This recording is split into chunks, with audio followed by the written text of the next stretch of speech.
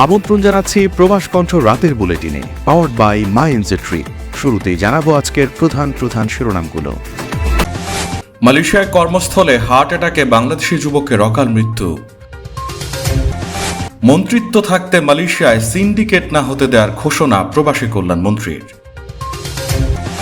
এবং মালয়েশিয়ায় অভিযানে ৭৮ অবৈধ অভিবাসী আটক। দেখছিলেন শিরোনাম, এবার বিস্তারিত।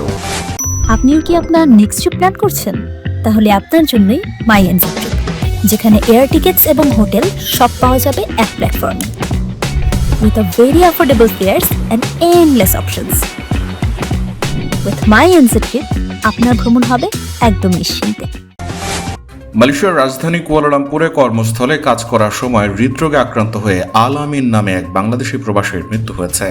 গত বৃহস্পতিবার দুপুরে কুয়ালালামপুর শহরের একটি কারখানায় কর্মরত অবস্থায় তিনি হঠাৎ তীব্র অসুস্থ হয়ে পড়েন।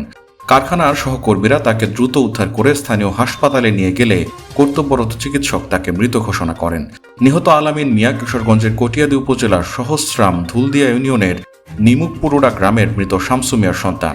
তার এই আকস্মিক মৃত্যুর খবর গ্রামের বাড়িতে পৌঁছালে পরিবার ও আত্মীয়স্বজনদের মধ্যে স্তব্ধতা নেমে আসে। 4 সন্তান ও স্ত্রীকে রেখে আল আমিনের এমন অকাল প্রয়াণে পুরো এলাকায় এখন গভীর শোকের ছায়া। পারিবারিক সূত্রে জানা গেছে, প্রায় 8.5 বছর আগে মালয়েশিয়ায় পাড়ি জমান আল আমিন প্রবাসী রেমিটেন্স যোদ্ধা কর্মস্থল থেকে ছুটি পেলে নিয়মিত দেশের মাটিতে স্বজনদের কাছে আসতেন।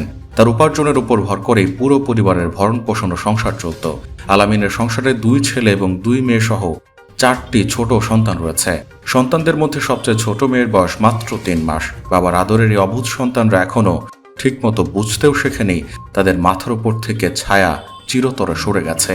স্বামীর আকস্মিক মৃত্যুতে স্ত্রী আয়েশা আক্তার এখন সম্পূর্ণ দিশেহারা। কান্নায় ভেঙে পড়ে তিনি জানান, স্বামীকে হারিয়ে তাদের ভবিষ্যৎ অন্ধকার। ছোট ছোট সন্তানদের লেখাপড়া ও ভরণ পোষণ কিভাবে চলবে তা নিয়ে তিনি ভীষণ দুশ্চিন্তায় দিন কাটাচ্ছেন।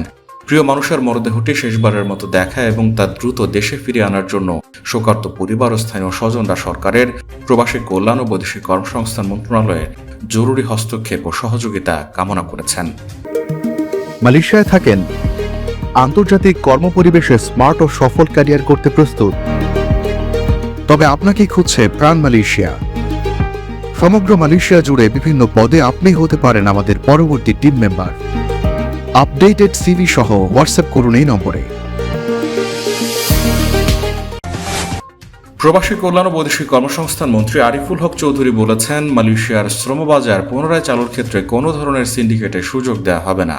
মঙ্গলবার প্রবাসী কল্যাণ ভবনে আয়োজিত এক সংবাদ সম্মেলনে সাংবাদিকদের এক প্রশ্নের উত্তরে তিনি বলেন, আমি যদি মন্ত্রী থাকি এখানে কোনো সিন্ডিকেট হবে না, জিরো টলারেন্স। ইনশাল্লাহ 10 থেকে 15 দিন থেকে 1 মাসের মধ্যে বিষয়টি পরিষ্কার হয়ে যাবে।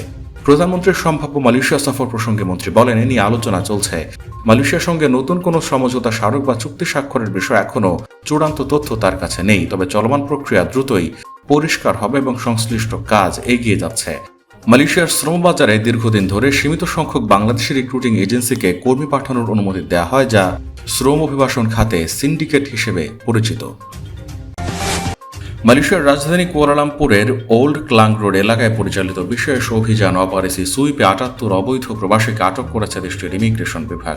শনিবার মালয়েশিয়ার ফেডারেল টেরিটরি কুয়ালালামপুর ইমিগ্রেশন বিভাগ এক বিবৃতিতে এই তথ্য জানিয়েছে। কর্তৃপক্ষ জানায়, স্থানীয় বাসিন্দাদের অভিযোগ এবং গোয়েন্দা তথ্যের ভিত্তিতে অভিযানটি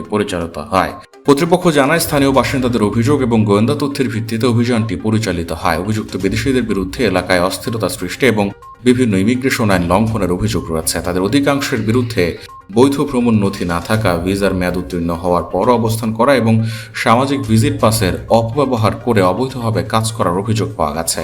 অভিযান চলাকালে ইমিগ্রেশন বিভাগের বিশেষ দল বিভিন্ন ব্যবসা প্রতিষ্ঠান এবং বিদেশিদের বসবাসের সম্ভাব্য এলাকায় কৌশলগতভাবে ঘেরাও দেয়।